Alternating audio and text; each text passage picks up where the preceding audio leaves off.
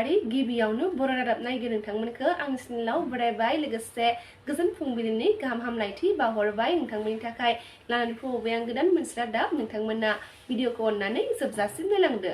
दिनैनि गिबि खौराङाव दङ दिनै फुंनि 11 रिंगायाव Assam direct requirement examination ADRE grade 4 आनजादनि फिथाइखौ फोसावगोन। हाग्रामा महिलारि दैदेननाय सोरखारा मैया गिबि खेब BTC LAआव सावरायनाय जथुमा खुंफुंदों आरो माखासे थांखिफोर लादों।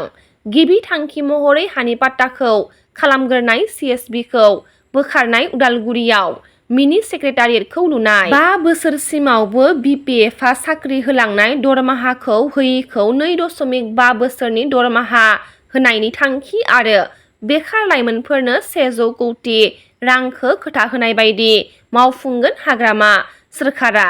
PMA न'खौ गोदानै सार्भे खालामनानै नायबिजिरनाय जागोन होनना थांखि लादों। मख'नो गोनांदि प्रमद बर' बिथांनि सोरखार समाव इलिगेल साख्रि होनाया केन्सेल जागोन होनना फोरमायथिदों हाग्रामा महिलारि बिथाङा। वार्क अर्डार जायै 40 बिफाननि टेन्डारआ गासिबो केन्सेल जागोन होनना BTCनि चिफ हाग्रामा महिलारि बिथाङा खौरां बिजोंनि गेजेरजों फोरमायथिदों। फरेस्टर जिखुनि ইন্টারভিউ ডিপ্লাই গ্রেড 1 গ্রেড 2 চাকৰি দিছিল সেইটো লিগেল ইলিগেল সেইটো আমি আজি আলোচনা হৈছে সেইটো চাব দিছে যদি ইলিগেল হয় সেইটো কেনসেল হ'ব যদি লিগেল হয় পাই যাব আৰু আমি জানাত BCDC সেক্রেটারি হিসাবে যেটো নিযুক্তি দিছিলে সেইটো আমি জানাত ইলিগেল দেন হক আমি আইনগতভাৱে আমাৰ ল অফিসার আছে ইহঁতক চাব দিছো within a week মই ৰিপৰ্টটো পাম এই ৰিপৰ্টটো চাই পেলাই যদি কেনসেল কৰিব লাগে মই কেনসেল কৰি দিম আৰু যিমান ডিপাৰ্টমেন্টাল 40টা ডিপাৰ্টমেন্টত যিমান টেন্ডাৰ হৈছে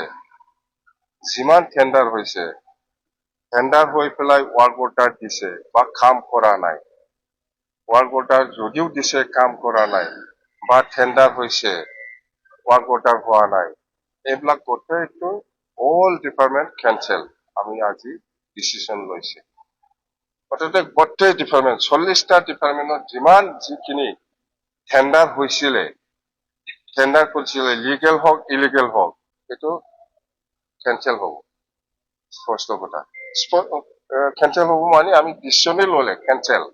मैया बड' मिडियाम LP UP टेट क्वालिफाइ एस'सिएशनआ BTCनिफ्राय BTCनि गोदानै सायख'जानाय गाहाय मावफुं सोद्रोमा हाग्रामा महिलारि बिथांखौ बरायहैनाय जादों लोगोसे गांसे गोसोखां बिलाइबो गथायनाय जादों। बेजों लोगोसेनो BTCनि गोदानै सायख'जानाय सोलोंथाइ बिफाननि EM मानगोनां रबिराम नार्जारि बिथांखौबो बरनायजों लोगोसे गांसे गोसोखां बिलाइ गथायदों। आसाम सोरखारा मोन 6 हारिसाफोरनो ST होनो नागिरनायनि सायाव गोख्रों हेंथा होदों दुलाराय आसाम ट्राइबेल संघनि आफादगिरि सुकुमार बसुमतारी बिथाङा। इतिमध्ये पेपार मिडिया आरो इलेक्ट्रनिक मिडियानि दारै नोंथांमोना मिथिगौ जे आसाम सरकारा आसामनि मोन 6टा गोबां जनसंख्या गोनां आरो बहुत एडभान्स शिक्षायै दीक्षायै रां रुफायै एडभान्स जनगोष्ठी 6टा जनगोष्ठीफोरखौ ST खालायनायनि थाखाय थामथिम खालायदों होननानै दाखालैसो आसामनि मानहोनो गोनां chief minister doctor Himanta Biswa शर्माया फोरमायदों आरो बिथाङा मोनसे बाथ्रा बुंदों जे आसामनि 6टा जनगोष्ठीखौ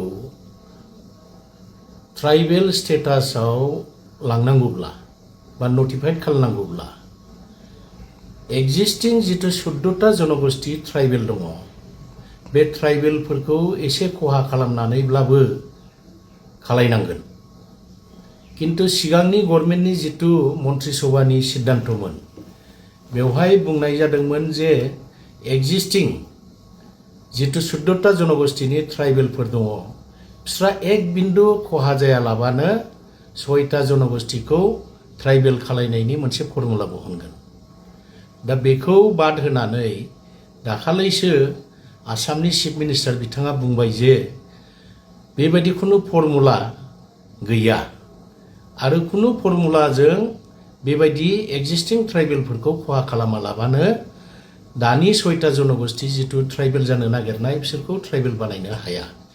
बिनिखायनो बिथांमोना मोनसे रिपर्ट होनो नागिरदों।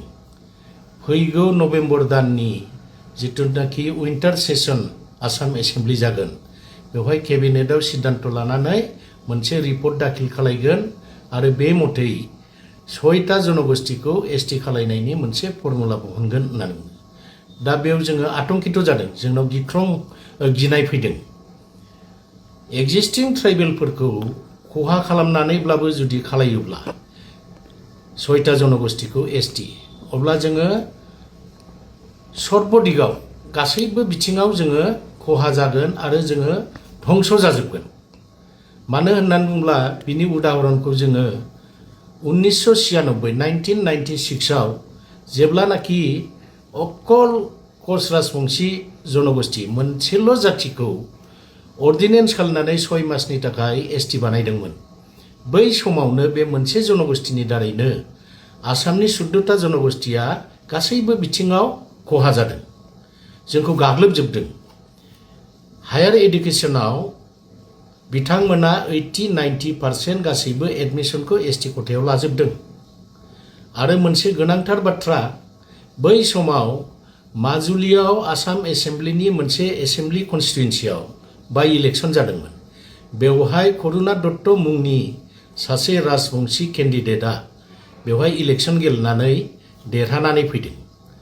गतिके जोंहा गिनाया बेनो, शिक्षा दीक्षा रांखावरि जौगानायनि बिथिंजों जिथु खहा जागोन बेजों लोगोसे राजनैतिक भाबैबो जोङो गासैबो बिथिङावनो खहा जागोन।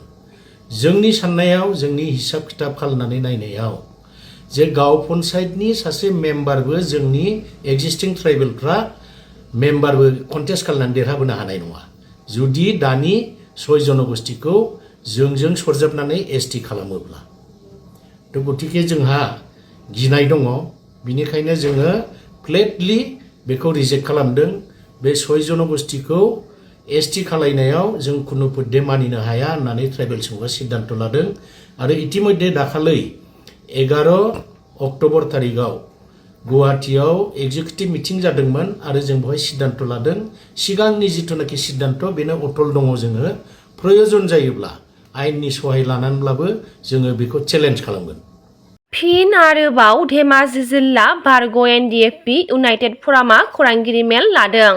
धेमाजि जिल्ला बारग' एनडिएफबिनि सोद्रोमाफोरा गुबुन गुबुन माहारियारि आफादफोराव हाबनानै दंहैयोब्ला ओंखारबोनांगौ होनना बारग' एनडिएफबिनि इउनाइटेड फरामनि आफादनि आफादगिरि प्रफुल्ल बर'आ फोरमायथिदों। मख'नो गोनांदि हाग्रामा महिलारि बिथांनि दैदेननाय बिटिसि सोरखारा बारग' एनडिएफबि सोद्रोमाफोरनि जेंनाफोरखौ 100% सुस्रांना होगोन होनना जोंहा फोथायनाय दङ होनना फोरमायथिदों।